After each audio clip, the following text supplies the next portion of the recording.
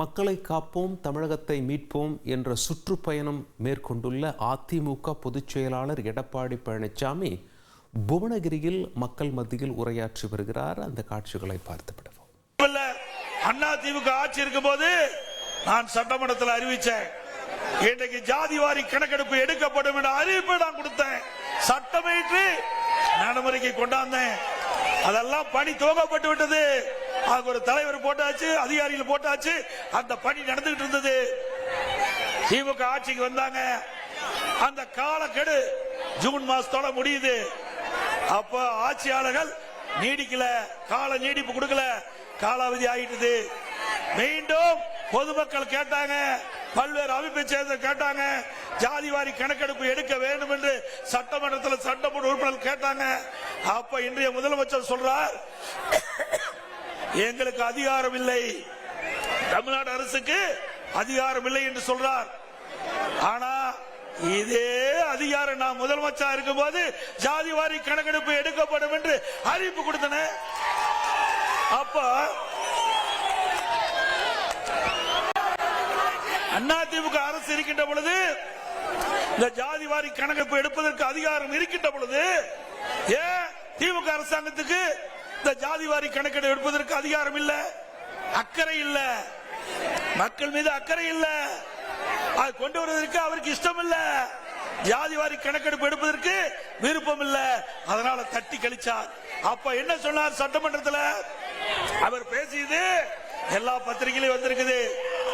அவர் என்ன, மத்திய அரசாங்கத்துக்கு தான் ஜாதிவாரி கணக்கெடுப்பு எடுப்பதற்கு அதிகாரம் இருப்பதாக சொன்னார். நாங்க மத்திய அரசிடம் முறையிட்டோம்.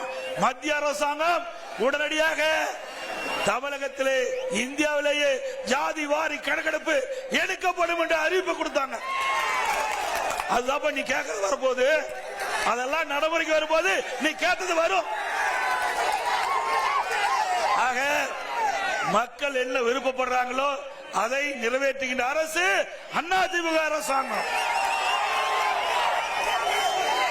அதோட இன்றைக்கு விலைவாசி உயர்வு, இன்றைக்கு ஏழை மக்கள் நிறைந்த பகுதி, விவசாய தொழிலாளி நிறைந்த பகுதி, அவர்களுக்கு எண்ணற்ற திட்டங்களை கொண்டு வந்து நடைமுறைப்படுத்தி ஏழையின் வாழ்க்கையிலே ஒளியேற்ற வைத்த அரசாங்கம் அதிமுக அரசாங்கம். அவளுக்கு விலையில்லா கறவை மாடு, விலையில்லா ஆடுகள், விலையில்லா கோழி, பசு வீடுகள் எல்லாம் கொடுத்த அரசாங்கம் அதிமுக அரசாங்கம். ஏன்னா உழைப்பாளி ஒரு சாதாரண இப்படி இருப்பா, டிவில கீழே இறங்க, நீங்க சிந்திச்சு பாருங்க.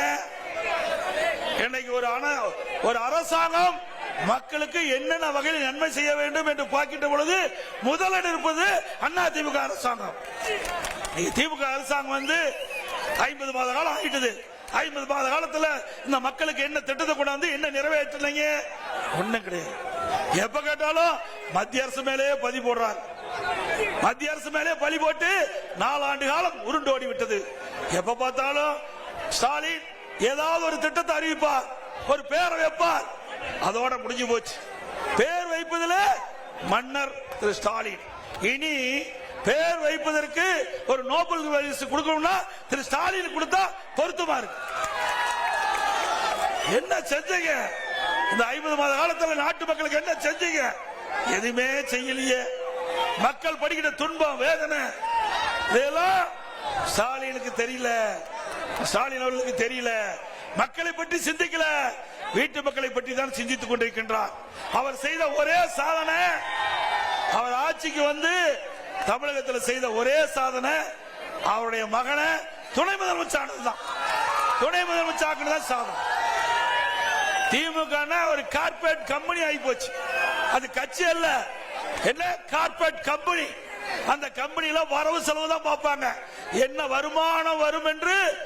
அந்த வருமானம் வருகின்ற அந்த துறையை பக்குவமா பார்த்து அதிலிருந்து எடுப்பதுதான் திமுக அரசுடைய கொள்கை.